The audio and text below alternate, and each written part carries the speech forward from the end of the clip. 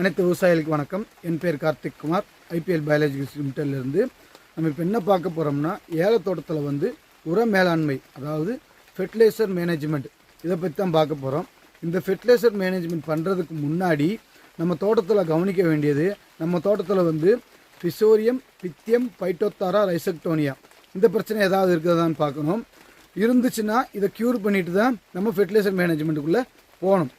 அதே மாதிரி root கிரப்பு, root not nematodes இந்த பிரச்சனை இருக்குதான்னு பார்க்கணும். இதை க்யூர் பண்ணிட்டு தான் நம்ம ஃபெர்டிலைசர் மேனேஜ்மெண்ட்டுக்குள்ளே போகணும். இது ரெண்டில் ஏதாவது ஒரு பிரச்சனை இருந்து நம்ம அதை பார்க்காம விட்டு ஃபெர்டிலைசர் கொடுத்தோம்னா நம்ம நினைக்கிற ரிசல்ட் நமக்கு கிடைக்காது. இப்போ நம்ம வந்து என்னென்ன ஃபெர்டிலைசர் கொடுக்கலான்னு பார்க்கலாம். அழுகல் வரக்கூடிய ஏரியான்னு பார்த்தோம்னா அதில் வந்து கால்சியம் நைட்ரேட்டு ப்ளஸ் வந்து பேசிலஸ் சப்ஸ்டேஸ் 5% சாலிபிள் பவுட்ரு ப்ளஸ் வந்து அசட்டோபேக்ட்ரு கொடுத்து 3 சேர்த்து வந்து சாயில் ரிஞ்ச் பண்ணி கொடுத்து நம்ம ஈல்டு எடுக்கலாம். இதுவே அழுகல் வராத ஏரியான்னு பார்த்தோம்னா 12, 11, 18 ப்ளஸ் வந்து என்பிகே கன்சோஷியா ப்ளஸ் வந்து வெசிகுலர் ஆர்பஸ்குலர் மைக்ரோரைசா இது 3 சேர்த்து சாயில் ரிஞ்சிங் பண்ணி கொடுக்கலாம். அடுத்தது பார்த்தோம்னா 0, 39, 37 ப்ளஸ் வந்து என்பிகே கன்சோஷியா ப்ளஸ் வந்து வெசிகுலர் ஆர்பஸ்குலர் மைக்ரோரைசா இது 3 கொடுத்து சாயில் ரிஞ்ச் பண்ணி கொடுக்கலாம்.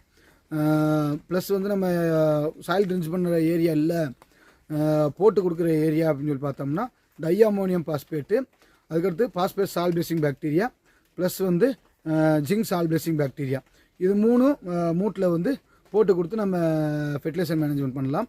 இப்போ வந்து எதுக்காக நம்ம ஃபெர்டிலைசர் கூட வந்து potash bacteria, phospho bacteria plus வந்து அசட்டோபேக்ட்ரு, என்பிகே கன்சோஷியா, அதுக்கடுத்து வந்து மைக்ரோரைசா இதெல்லாம் கொடுக்குறோம்னா மண்ணில் இருக்கக்கூடிய சத்துக்களை எல்லாமே வந்து செடிக்கு கரைச்சும் எடுத்தும் கொடுக்கறனால வந்து நம்ம கொடுக்கக்கூடிய உரங்கள் வந்து முழுமையாக வந்து செடிக்கு கிடைக்கும்.